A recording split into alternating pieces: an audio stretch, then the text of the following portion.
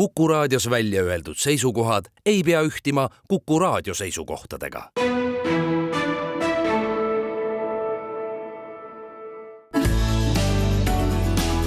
Keskpäevatund.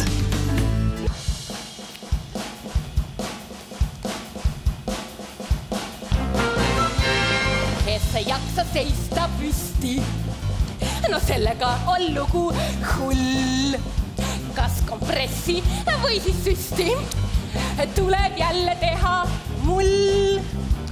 Ärge kartke, saage aru, kõiki aitab meditsiin. Jälle terve nagu karm, patsient on peagi siin. See, kes täpselt kuulab arsti, saabki terveks õige varsti. Olgu haige käpke või kabi, ikka arsti käest seda minu alati aitan, kui võimalik.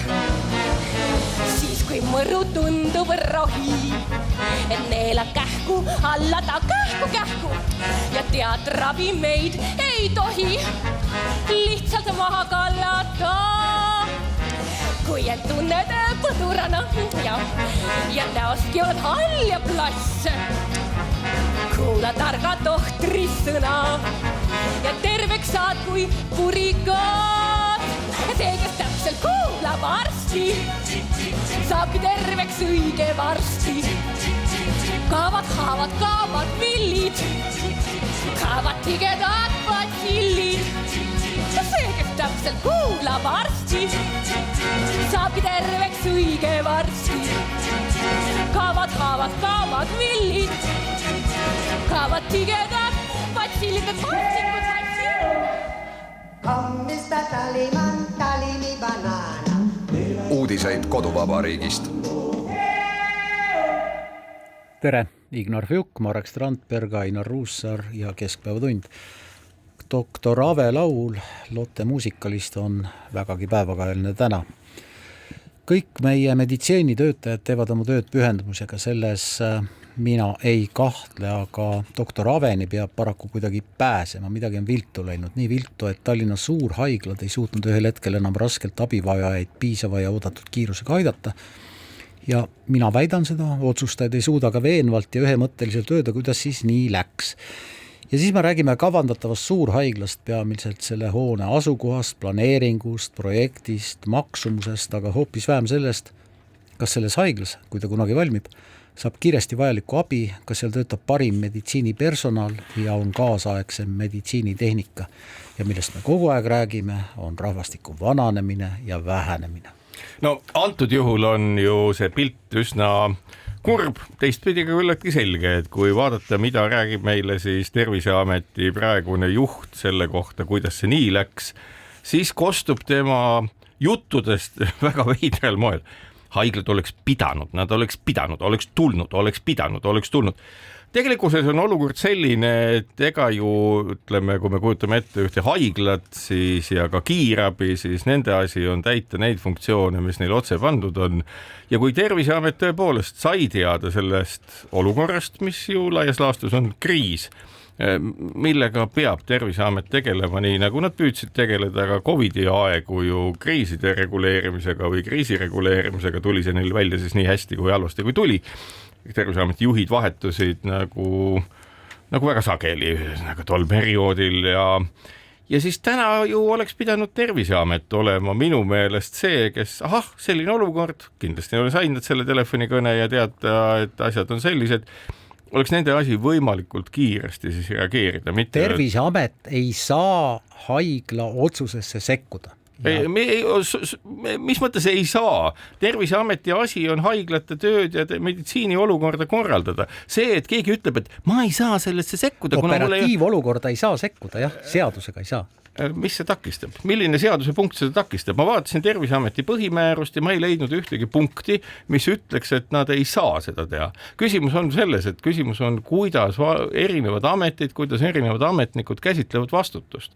Kui ametnikud käsitlevad vastutust nii, et siuke olukord, probleem, aga ma ei leia paberist ühtegi väidet selle kohta, et ma saan seda teha. Tegelikult ei ole kusagil takistust, et mitte seda probleemi lahendada ja asi ongi ju lihtne, et kui on probleem, millega on seotud risk inimeludele, siis ükskõik, kes sellega puutumuses on, olgu siis sotsiaalminister, selle kantsler ministeeriumis või ka Terviseamet või kes iganes, tal on kohustus tegelikult kõige muu hulgas põhiseadusest lähtuvalt hoida inimeste elu ja tervist. Ja see, kui ta seda ei tee, on minu meelest üsna veider ja otsib siis pärast erinevaid põhjendusi, miks ta kriisis ei reageerinud. Kindlasti on seaduspügalas ühte ja teist ebapiisavalt kiirabiga seonduvalt sõnastatud, no näiteks, et patsientide vastuvõtmine Tallinna erinevate haiglate vahel on vabatahtlik ja et see sõltub heast tahtest ja see kõik on, ehk selgitab seda, miks see koostöö ei toimunud ja koostöö ei toimunud ainult tol teisipäeval, vaid kiirabi peaarst Raul Adlas on korduvalt rääkinud sellest, et ühel või teisel päeval on haigla ukse taga ootanud, no näiteks talvekuudel isegi korraga 11 kiirabibrigaadi, kus siis kiirabiautodes olid kiiret abi ja haigla abi nõudvad patsiendid. Et see kõik on juba nii-öelda üks süsteemne olek. Aga mind lisaks sellele, et ta ei ole seaduste ja õigusega piiravalt reguleeritud, et kiirabi ongi kiire abi. Ka see, et eri võimkonnad, ühel pool siis Terviseamet, teisel pool siis ka haiglad ja kolmandalt loomulikult siis kiirabijuht Raul Adlas, näevad seda asja täiesti erinevalt. Ja ilmselt on Terviseamet juba harjunud, et arstide visiidile pääsemiseks tulebki järjekorras oodata. Mõne puhul pool aastat, mõne puhul 3 aastat, mis on siis see 4 või 6 tundi oodata kiirabil.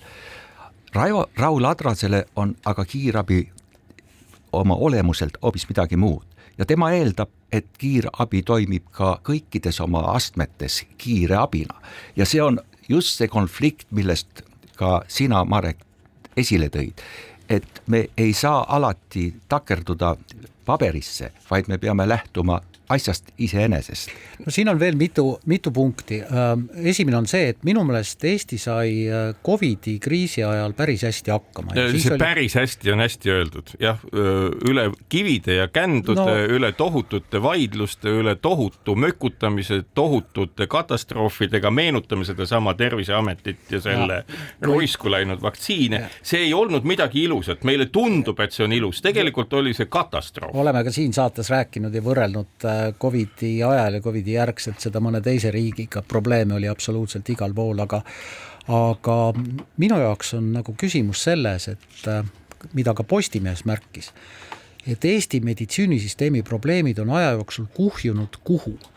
Erakorralise meditsiini osakonna ukse taha ja nii ongi, et kui laps väänab kõvasti või tugevasti jala välja, siis ta läheb EMO-sse, ta ei saa mujalt abi või kui tõepoolest inimesel on valud, aga ta nagu kiirabi justkui ei taha kutsuda, läheb ise EMO-sse ehk siis tõepoolest EMO-s on need järjekorrad. Aga mis on veel tõsisem probleem selle ühe näite puhul, mis sel nädalal oli, aga millel sa, Ignar, viitasid, et Raul Adlas, kiirabi peaarst, on öelnud, et seda on ka varem ette tulnud, on tegelikult julgeolek ja julgeolekurisk ja see on üks suur risk, millest me räägime. Meenutan, et suur õnnetustest ei ole puutumata jäänud Eesti ja vist ei ole puutumata jäänud ükski riik, aga meenutan palabussiõnnetust, metanooli tragöödiat, Kurkse õnnetust, Marjapoe suhteliselt õnnelikku varingut, kus hukkunuid vist oli 2, keegi pole õnnetuste eest kaitstud. Meenutan selle Marjapoe taustal, et 10 aastat tagasi, 11 aastat tagasi Riia pealinnas varises kokku üks supermarket ja üle 200 inimese sai surma ja sama palju vajasid koheselt kiirabi abi.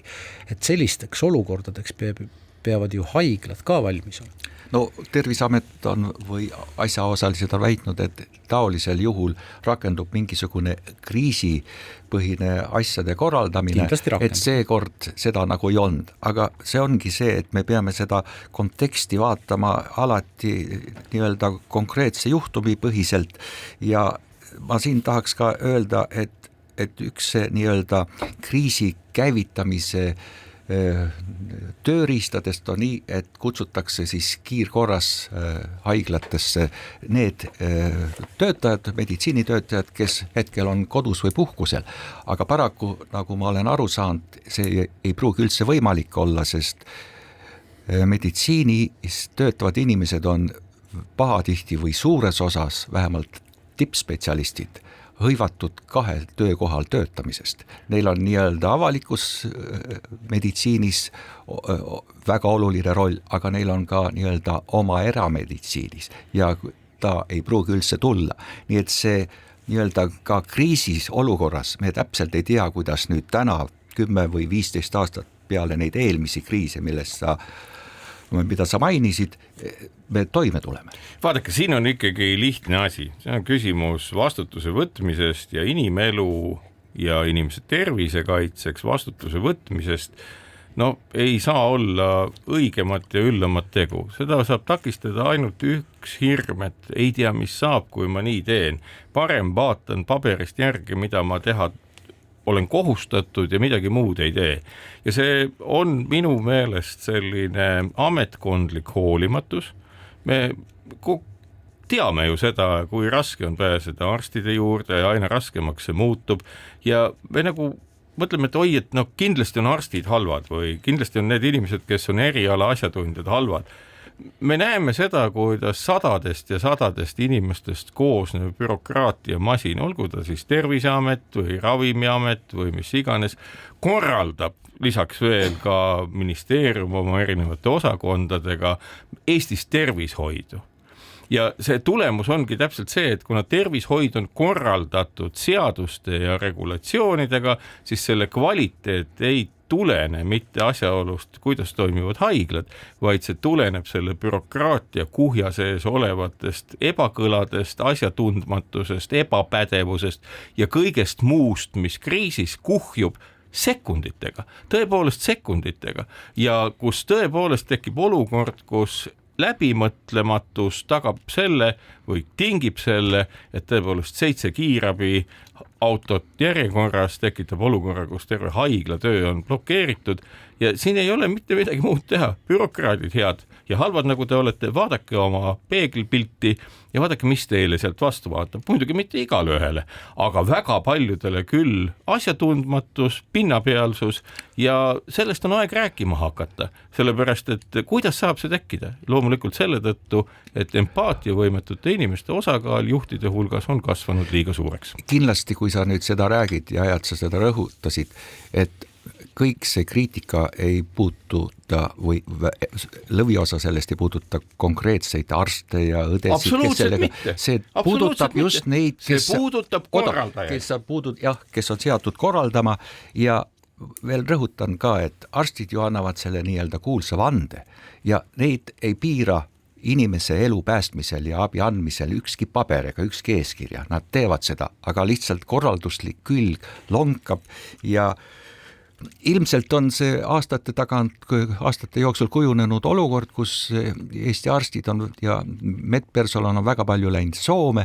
Nüüd oleme kuulnud, et Soomes on nii-öelda meditsiini rahastamisega keerulised probleemid ja lähikuudel koondatakse seal circa 1000 meditsiinis töötavat töötajad, et siis kindlasti tuleb ka väga palju Eestisse tagasi neid inimesi, kes on sinna kunagi lihtsalt parema palga ja parema töökeskkonna nimel läinud.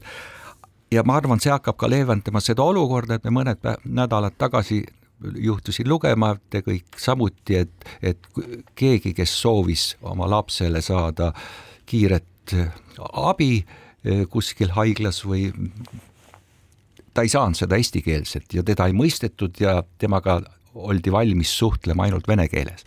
Et ka see nii-öelda keeleline, eestikeeleline keskkond haridusasutustes peaks ikkagi oluliselt paranema. Ja seda küll, samas on positiivsed näitajaid, sisseastumiskonkurss Tartu Ülikooli meditsiiniteaduskonda on ikkagi endiselt suur. Meditsiinikoolidesse astujate arv on päris kõrge. Ehk siis tegelikult neid, kes seda eriala soovivad omandada, on piisavalt palju, aga endine Haigekassa juhatuse liige ja Maailmapanga tervishoiu rahastamise koordinaator Toomas Palu on öelnud, et võib-olla meil on liiga palju haiglaid. Et võib-olla see süsteem on kuidagi paigast ära. Aga haiglale eelneb ju haiglasse pääsemine, kui selleks vajadus on ja just nimelt see sama, millele ka Marek viitas, et ravi järjekorras ootamine, pikalt kannatamine ja nii edasi, et siin on kusagil süsteemis viga. Lihtne on öelda, raha ei ole. Lihtne on öelda ka seda, selle kohta, mis toimus siis siin esmaspäeval kiirabiga Tallinnas, on see, et tegemist oli mitme põhjusega probleemiga, mis ei tähenda mitte midagi. Selliseid väiteid tegelikult nagu avalikkusele esitati, aga küsimus on selles siis, et kus on väljapääs? Jah, igas valdkonnas on raha vähe, aga Tallinna Haigla, ma ei tea, kas Tallinna Haigla on väljapääs? Kindlasti mitte selles mõttes, et Tallinna Haigla on nagu mõnes mõttes selline Rail Baltica ju analoogne asi, et teeme midagi uut, äkki läheb paremaks. See, et midagi paremaks läheb, eeldab ju arusaadavalt seda, et on analüüsitud, kuidas siis, mis nendes protsessides täna kehvasti on. Ja loomulikult jällegi, et kui me võtame lihtsa selgituse, siis loomulikult bürokraadil on alati lihtne, vaata oleks raha, oleks rohkem seadusi, siis läheks kõik paremaks. Tegelikkuses me olemegi, tõepoolest, nagu võrreldes Euroopa teiste riikidega on meie tervishoiu rahastamine majanduskasvu määrast tõepoolest väiksem, aga sellega tulebki toime tulla ja toime tulemine tähendab seda, et vastutuse ja võimaluste hulk peab kasvama ja selles mõttes ei ole üldse midagi nagu halba selles, kui me näeme seda, kuidas arstid enda huvidest lähtuvalt, arusaadavalt, aga mitte loomulikult oma ametivannet rikkudes ju püüavad ka erameditsiinis tulu teenida. Ja nüüd ongi nagu küsimus selles, et küsime lihtsalt, et milleks on see bürokraatia siis seatud, kui ta keerulistes olukorrades ei reageeri, nagu me nägime PERH-i juhtumi puhul, kus kiirabid autodes inimesed ootasid tunde ennem, kui nad mingit abi said. Ja ongi vastus, et meil puudub nagu tegelikult, mäletate veel, eks ole, kui palju kõneleti vähemalt ühe erakonna poolt ennem eelmisi valimisi sellest, kuidas riigis tuleb audit teha ja mis kõik veel. See audit on tegemata. Me peame saama lõpuks näpuga näidata nende peale, kes on saamatud. Ja meil ei ole võimalik ühiskonnas üleval pidada nii palju saamatuid inimesi, kuna tulemused, mida kodanikud igapäiselt näevad, on tegelikult saamatuse, mitte seaduse olematuse ja rahapuuduse küsimus. Jah, suur küsimus võib olla ka selles, et millest on ka mõned rääkinud, et muuta üldse seda süsteemi, et praegu sotsiaalmaksu me maksame kõik, kes tööl käivad ja palka saavad, aga jah, täpsemalt, kui palju sealt läheb meditsiini, kui palju haridusse, kui palju kaitsesse, kui palju mujale, võib-olla see on kindlasti saadaval informatsioon, aga võib-olla on lahendus, ma ei tea, tervisekindlustuses, eraldi tervisekindlustuse süsteemis, nagu see on Ameerika Ühendriikides. Ma ei tea.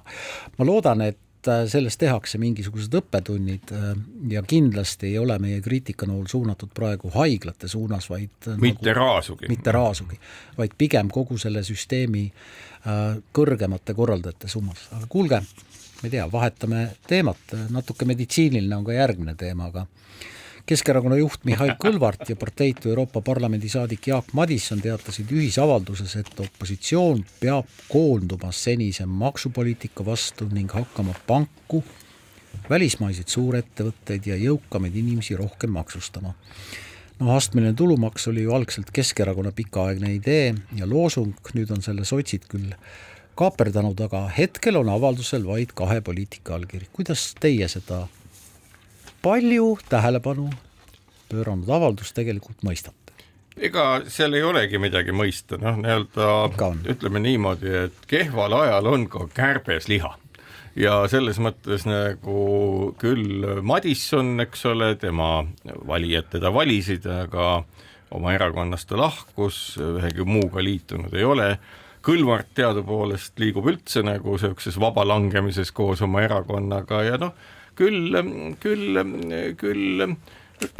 ei oskagi öelda, küll sukk saapa leiab ja selline kombinatsioon ongi ju mõnes mõttes selline küündimatu win-win situatsioon, kus mõlemad saavad endale tähelepanu, aga loomulikult see poliitiline õudus, mis Eestit venestanud erakonnast, kus kõik need inimesed, kes sellega nõus ei ole olnud, on lahkunud, leiab nüüd ühtäkki mingisuguse liitumise rahvuskonservatiiviga.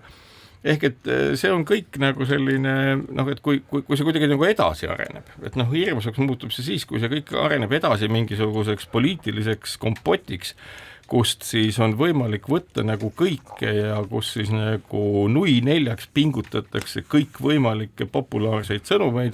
Ma arvan, et isegi Jaak Madissonilt võib siis kuulma hakata seda, kuidas ikkagi väga kiiresti äkki ikka ei saa minna eestikeelsele haridusele. Ja ütleme niimoodi, et see on tagajärg sellele, mida siin vist eelmisel korral sai kiidetud, kui hea meil on, kui meil on professionaalsed poliitikud, aga professionalism selle nimel, et igal juhul olla populaarne, kui see päädib sellise mõõduka õudusune näoga. Ja ma loodan, et see hääbub.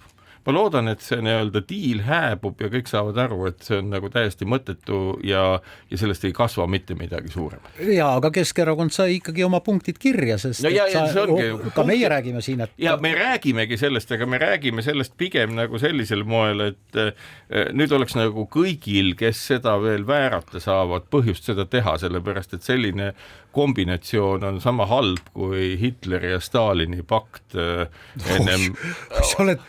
Täpselt nii ongi. Ehk et kui me keerame kontrasti põhja, mida on Madisson teinud kogu aeg, mida on Kõlvart teinud kogu aeg, keerame siis kontrasti põhja ja võrdleme seda täpselt sellega, mida ta on. Eks me vahel utreerime liigselt ja Marek, sinu väide, et Keskerakond on vaba langevuses, seda ta ei ole ju, ta on ennast kindlalt sellele 12% kinnistanud ja ilmselt pigem ta tõuseb, kui ta saab venekeelsete kodanikkonda omale rohkem taha.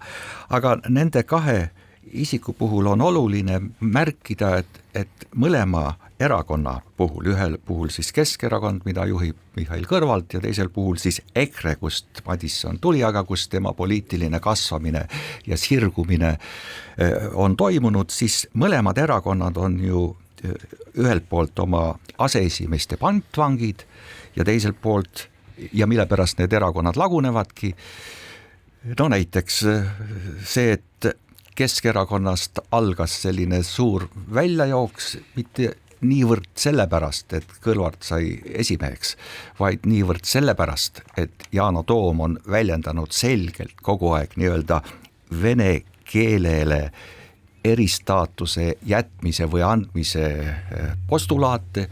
Ta algatas ju Eestist riigivastase tegevuse tõttu välja saadetud Vene kodanikule õigusabi andmist poliitikuna, mis on, kui rääkida nende inimestega, kes Keskerakonnast lahkusid, oli see viimane, mida võis üldse veel taluda tema puhul ühelt poolt, aga EKRE on olnud ju Mart Helme pantvang oma arutute väljaütlemistega ja sealhulgas ka kuulutamisega, et Vene maailm on midagi sellist tunnustusväärset ja me mäletame ju hästi, et kui mitmel korral on ta maininud ja rääkinud sellest, et me peaksime üldse Eesti kuulumise Euroopa Liitu taas rahvahääletusele panema, seades selle kahtluse alla. Nii et ühelt poolt Yana Toom, kes väljendab selget Eesti vastast hoiakut Vene maailma ja vene keele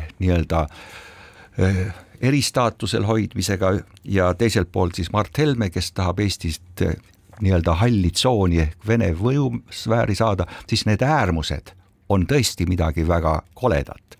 Aga ilmselt sinna see lihtsalt selle algatuse raamisse see ka jääb. Me jätkame pärast pausi ja sama teemaga. Keskpäevatund. Marek Strandberg, Ignar Fjuk, Ainar Ruussaar jätkamas Keskpäevatundi ja Marek, ega ma tean, et sa oled laia silmaringiga ja ajaloohuviline nagu ka Ignar sina, aga ja ma saan aru ka, et 23. august, kui üks Eesti ajaloo, paljude rahvaste ajaloo oluline tähtpäev on tulemus, aga võrrelda nüüd, ma ei tea, Kõlvarti ja Madissoni ühisavaldust Molotov-Ribbentropi paktiga. Ma pean selle läheb ikka üle piiri. Ja ma lähen üle piiri ja ma pean siin ka avalikult vabandama, sellepärast et see vähendaks oluliselt, kui selline võrdlus nagu täismahus kehtiks ja vähendaks nagu Molotov-Ribbentropi pakti tähendust. See on väga irooniline, aga tõepoolest toetusest rääkisime, Isamaa viimane toetus oli 29%, sotsidel ja Reformierakonnal ligi 18 mõlemal, EKRE-l ja Keskerakonnal seal 12-13% vahel, parempoolsetel 5 ja Eesti 200 alla valimiskünnisel 3%. No Keskerakond peab oma toetust kasvatama hakkama või vähemalt säilitama ja selleks on vaja kogu aeg pildil olla. Kordan ennast, aga see sama Kõlvarti ja Madissoni avaldus oli tegelikult üks väike samm, et olla pildil. Me räägime sellest ja see toimib. No see toimib muidugi, sest ka meie sellest räägime, aga ma tahaksin tuua välja ühe aspekti, kuidas Mihhail Kõlvart, kes on kindlasti tubli mõtleja ja ka hea linnapea oli, et kuidas ta proovib õigustada seda Madissoniga seda pakti või kokkulepet ja ta ütleb, et just selle kokkuleppega Keskerakond pöördub tagasi oma juurde, et Keskerakond on alati olnud konservatiivse vaatega ja siin ma nüüd küll tahaks selle vastu protestida. Esiteks juba see, kui Keskerakond Euroopa Liituga liitumisel asus koos Reformierakonnaga Aldesse ehk liberaalsesse fraktsiooni Euroopa Parlamendis, juba andis tunnistust, et tegu ei ole konservatiivsega. Aga kui tuletada meelde kõiki neid tublisid poliitikuid, kes on kuulunud Keskerakonda ja sealt lahkunud, nagu Peeter Kreitsberg, Siiri Oviir, Liina Tõnisson, Andra Veidemann, Rein Veidemann, Peet Kast, Ven Mikser, Toomas Vitsu. No neid lahkumislaineid on olnud palju. Oota, ma räägin veel. Raimond Kaljulaid, Jaak Aab, Taavi Aas, Enn Eesmaa ja nii edasi ja nii edasi.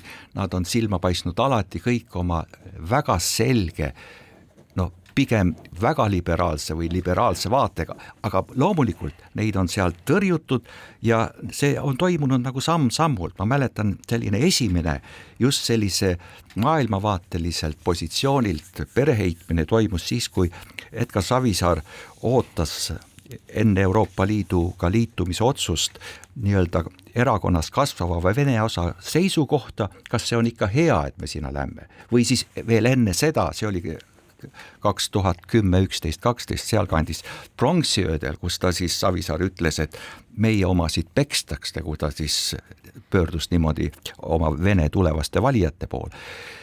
Aga kõige suurem nii-öelda lahkumine nii-öelda liberaalsest plokist oli ilmselt ka veel siis, kui moodustati EKRE valitsus, kus siis läbi Isamaa ja EKRE pidi ka Keskerakond hakkama rääkima rohkem konservatiivset retoorikat.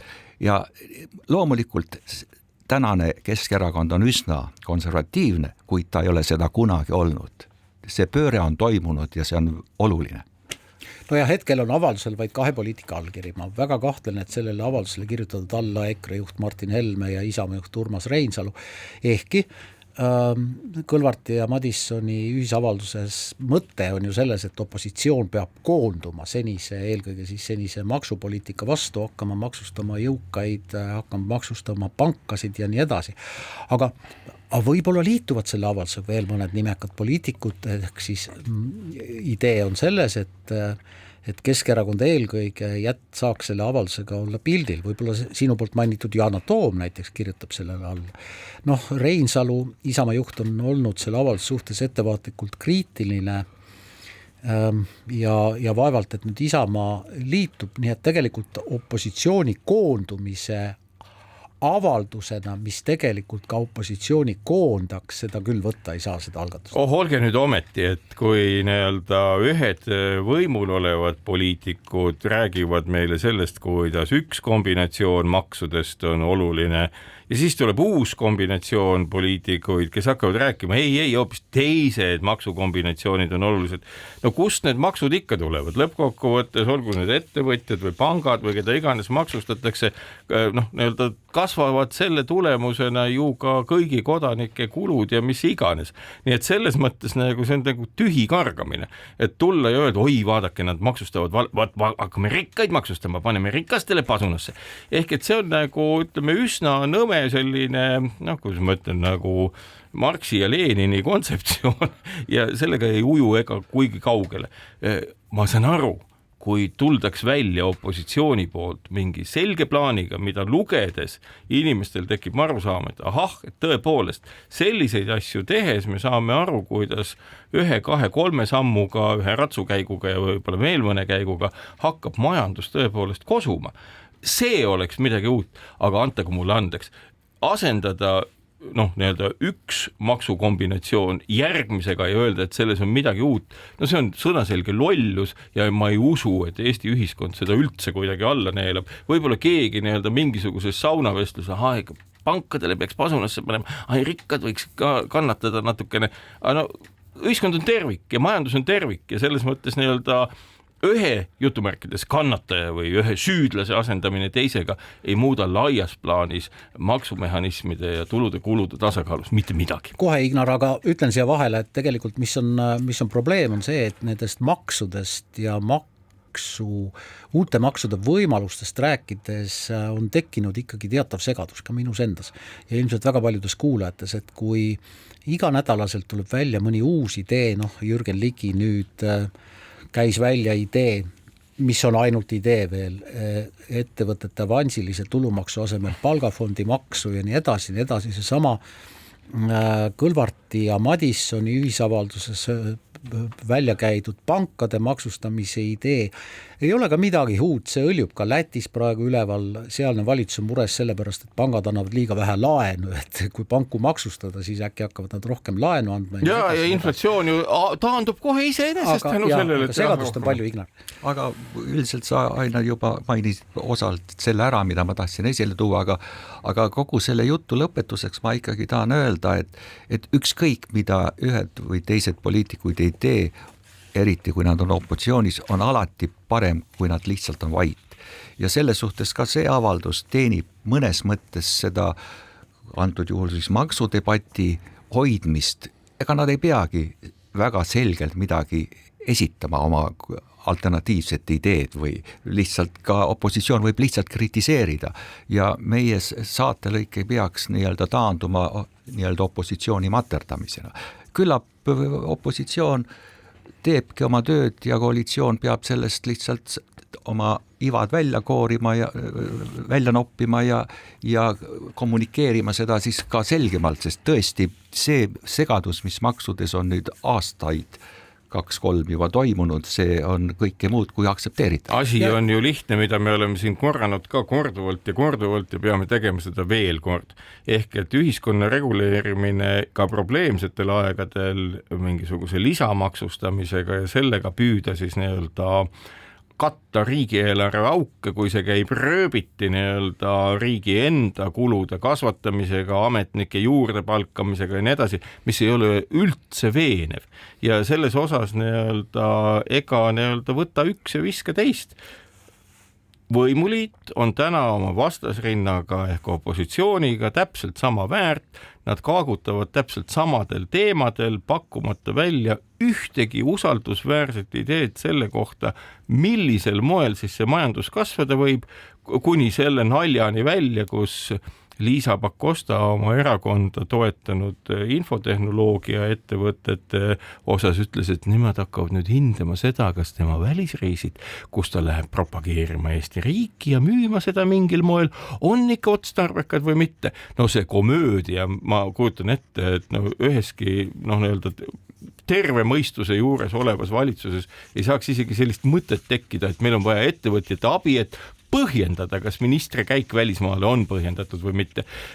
See kõik on nagu viide selle kohta, et meid ootab ees, nagu me ka paaril eelmisel korral oleme juba maininud, selline uues võtmes kaos, Rubiku kuubik, mida juhuslikult keerates mingil moel lahendada ei saada ja selle plaani puudumine ongi kõige nukram asi, mis nõuab seda, et inimesed seda kuidagi taluksid ja järgmise aastal enam-vähem samal ajal, kui me Kukus räägime, on see olukord veelgi süvenenud. Siis on ees alles vist kohaliku omavalitsuse valimised. Marek juhatas meid teemani, mida me lahkame pärast pausi. Keskpäevatund. Marek Strandberg, Ignar Fjuk, Ainar Ruussaar jätkamas Keskpäevatundi ja jätkame teemaga, millele Marek Strandberg tegi juba enne pausi sissejuhatuse. Uus ja huvitav algatus. Eesti Infotehnoloogia ja Telekommunikatsiooni Liit hakkab valideerima justiits- ja digiminister Liisa Pakosta välisreise ja andma soovitusi äridelegatsioonide kaasamise kohta.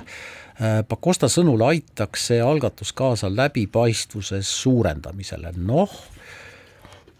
Ma ei tea, kui palju peaks läbipaistvamaks muutma selliseid, mitte ainult selle ministeeriumi, vaid kõigi ministeeriumi juhtide siis välisreise, et mina julgen väita, et nad on piisavalt läbipaistvad. No võt selles ju... Kas nad on põhjendatud? See on nüüd isegi... Jaa, see ongi vaadake sama asi, mida me nägime Terviseameti puhul, nüüd ka näeme ministri puhul, et nagu ministri enda siis nagu terviklikkus, selgroog või enesega kooskõla on siis ja tema oma ilm on siis nii rabe, et ta peab nagu, aga ma nüüd sõidaks kuhugi, aga keegi peab mulle ütlema, et mul on see õige sõit, et kes võib üks öelda? Loomulikult infotehnoloogia ettevõtete liit äkki ütleb mulle, kas minu käik on õige või mitte.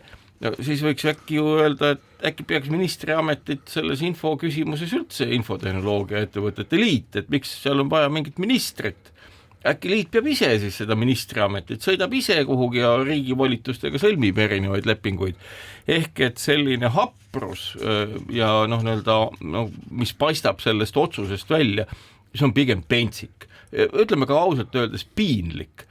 Viidata selle peale, et igal pool maailmas toimub samasugune asi, ei ole ühtegi viidet. Keegi ei tea, et niimoodi on.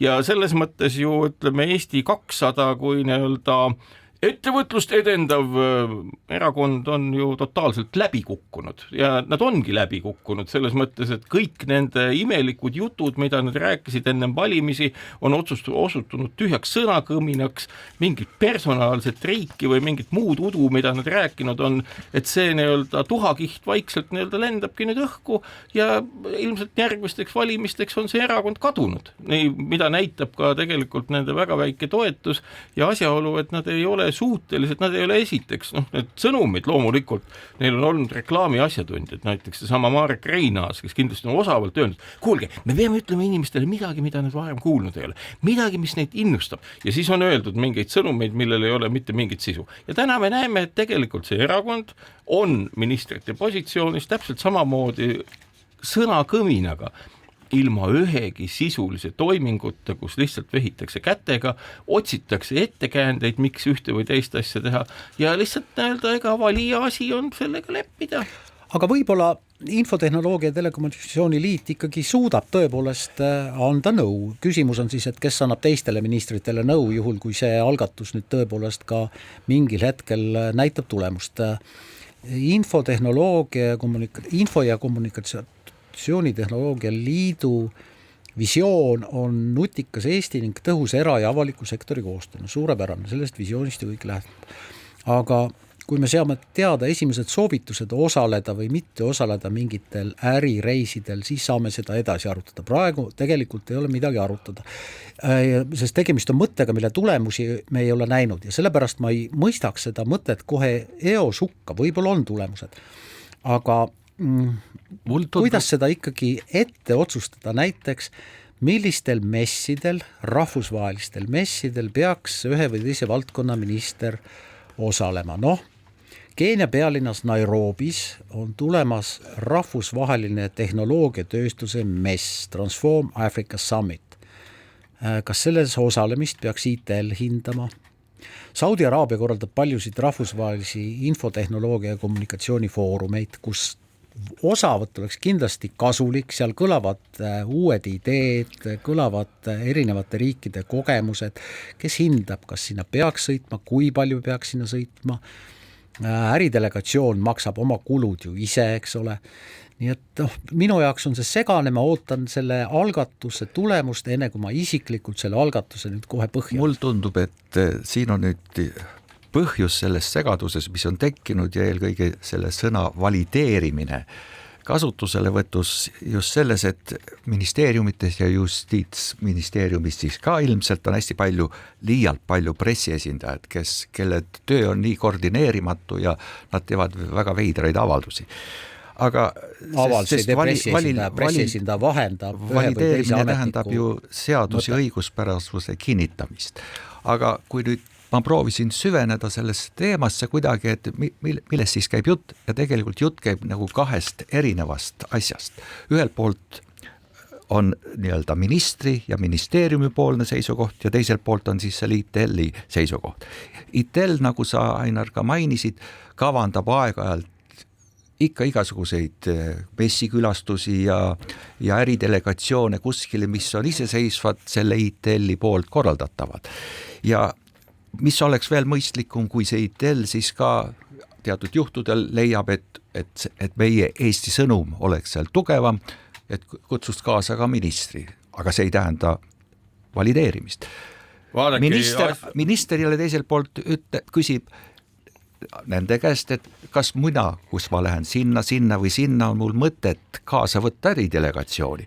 Ju see on kaks täiesti erinevat positsiooni ja nüüd on see kuidagi läinud üheks suureks segaduseks, mida ma ei tahaks mingil juhul käsitleda nüüd ühe erakonna või mingisuguse erapoolikusega, sest see ITL ikkagi kaasav või seal on esindatud kogu Eesti ütleme see digitaal- ja telekommunikatsioonifirmade koorekiht, seal on 140 liiget ja Võtame ikkagi niimoodi. Me eeldame, et kui valitsus toimib, on valitsuses ministrid, kes suudavad nagu üsna iseseisvalt otsuseid vastu võtta, mida teha ja selles mõttes nagu minu käsitluses on Liisa Pakosta selline imelik tõmblemine nagu mingite ettevõtlusliitude suhtes, kus ta selgelt oma sõnumeis pigem ütleb, et no las nemad vastutavad, las nemad hakkavad hindama seda, on nagu võrdne enam-vähem lahkumisavaldusega, mille ta on peaministri lauale viinud, sellepärast et ma ei kujuta ette peaminister, kellel on selline nii-öelda hapralt saamatuse minister, kes on juba oma esimestel nädalatel tekitanud selliseid oma äkilise esinemisega nii mitmedki fopaasid. No loomulikult on see tema valik, aga põhimõtteliselt nii-öelda veel mõned sellised ütleme asjaajamislikud lapsused ja administratiivse võimetuse ülesnäitamised ja lõpuks nagu ongi, et kõik ehitavad õlgu ja küsivad, milleks see? No jaa, ministrid on meil poliitikud ja minister on meil poliitiline ametikoht ja loomulikult justiits- ja digiminister on tegelikult inimene, kes vastutab väga suure valdkonna eest. Me ei kujuta ette, kui palju tõepoolest sellisest asjast nagu digimaailm minister Pakosta teab, aga poliitikuna ta ei peagi teadma. Tal peavad olema nõuandjad ja suunajad, kes teda selles osas aitavad. Ja siin ma kordan ennast, aga see on huvitav algatus ja võib-olla tõesti Eesti Infotehnoloogia ja Telekommunikatsiooni Liit suudab ja oskab öelda, et proua Pakosta, proua minister, see on nüüd see koht, kuhu peaks kindlasti sõitma ja võtma kaasa selle ettevõtja esindajad, kuna meie riigi arengustrateegia näeb ette just nimelt selle valdkonna uusi ja olulisi samme, võib-olla ka investeeringute kaasamist sellesse valdkonda. Vapustab, sellepärast, et peale Infotehnoloogia ma ei ole lihtsalt nii negatiivne nagu sina. Peale Infotehnoloogia Liidu on meil ülikoolid, inimesed, kes tegelevad infotehnoloogia olemuse ja tulevikuga palju sügavamalt kui võib-olla mõned ettevõtted. Ja selles mõttes nii-öelda tänasel hetkel, kus tegelikult infotehnoloogia ettevõtted on üle külvatud rahaga COVID-i ajal ja kus iganes mujal, on pigem põhjust küsida, vabandage, mis on see toode ja mida te toodate ja loomulikult arutada ja analüüsida seda, et mis on siis see eksport ja võimekus raha teenida riigi jaoks, mida me oleme saavutanud ja jällegi, täpselt samamoodi nagu ennem, kui Riigikontroll ei ole võtnud ette sedasama Rail Baltica küsimust, kuigi oleks võinud seda teha ammu ja me saime pildi selgeks, mis seal tegelikult toimub, on meil põhjust aru saada võib-olla ka tänu Riigikontrollile, kes võtaks analüüsida selle, mis siis toimub toimub meie infotehnoloogia valdkonnas, mis on seal tulud, kulud, perspektiiv ja kasu ühiskonnale. Kahte asja tahaks nüüd ikkagi korrigeerida, seesama ITL, sinna kuuluvad ka Eesti ülikooli, näiteks Tartu Riiklik Ülikool, see ei ole ainult kitsalt ettevõtete nii-öelda ühik, seda esiteks ja teiseks see, et praktiliselt kõikide presidendi riigivisiitide ajal on käinud kaasas äridelegatsioonid ja paljude ministrite puhul on need olnud kaasas ja ma olen alati mõelnud, et miks just need ja miks just sellisel kujul ja ma ei ole saanud vähemalt enda arutlustele vastuseid. Et ma siiski siiralt loodan, et Liisa-Ly Pakosta püüab luua mingisugust süsteemset lähenemist, mis ei tähenda oma volituste ja oma otsustusõiguse delegeerimist kellelegi, vaid siin on tegemist totaalselt ebaõnnestunud nii-öelda asja lahtirääkimisega, valideerimisega. Ja see on nüüd jälle taas niisugune asi, et me ütlematult suur heasoovlikkus. Me ei saa Marek Strandberg iga algatust põhja lasta. Kuulge, enne, kui meil algatus on ebaõnnestunud, kas sa tead, tulemusi ei ole näha? Kommunikatsioon selle ümber on ebaõnnestunud. See on teine asi. Algatus ei pruugi selle tõttu ei pruugi, aga meil ei ole põhjust arvata, et kui aasta jooksul sellest erakonnast tulnud ministrid ei ole suutelised tegelema mitte ühegi majanduskasvu tekitamise põhimõttega, siis kust pagan võtaks? Tuleb nüüd ühtäkki muutus ja need sealt tulevad. Et küsimus on ju erakondlikus geneetilises koodis, mis lisatakse valitsusse ja kui see on olnud siiamaani saamatu, millest see suutlikkus peaks tulenema? Mõelge terviklikult. Sa nüüd selle asemel, et rääkida asjast, hakkad rääkima juba maailmast. Et antud juhul mina küll olen ka siin saates kuulnud teilt mõlemalt ja väga paljudelt, et näiteks eelmise valitsuse parim ja edukam minister oli haridus- ja teadusminister Kristina Kallas, kes kuulub ka 200. Nii et ärme hakkame lihtsalt... Milles see edu küll seisnes? Meil on jätkuvalt vene kas arvad tõesti, et 10 nädalaga või 2 kuuga muudetakse seda, mida pole 30 aastat tehtud? Aga kuidas seda muutma siis peaks? Loomulikult hetkeliselt ja kiiresti. Kisad, Marek Strandberg. Ja loomulikult sellepärast, et see on ju täiesti ennekuulmatu. Kuidas me õigustame inimest, kes ei ole suuteline olnud lõpetama venekeelset haridust Eestis? Mismoodi sa lõpetad seda päeva pealt või suvel või? Mina ei ole minister, vabandust. Marek Strandberg enne Kristina Kallast on olnud väga palju ministreid, kes ei ole tahtnud, suutnud või soovinud seda teha ja nii paraku on. 2 nädala pärast valib Eesti 200 endale uued juhid. Praegune juht Margus Tsahkna ei kandideeri, Kristina Kallas ja Hendrik Terras on teatanud, et kandideerivad, Kallas on sellel kohal olnud. No vaatame siis, kuidas läheb, aga tänase toetusprotsendiga tõepoolest Eesti 200 kuigi pikalt edasi minna ei saa. Meenutagem, et see toetusprotsent on seal 3 kandis ehk siis alla valimiskünnise. Marek Strandberg, Ignar Fjuk, Ainar Ruussaar tänavad, et kuulasite Keskpäevatund nädala pärast laupäeval. Keskpäevatund.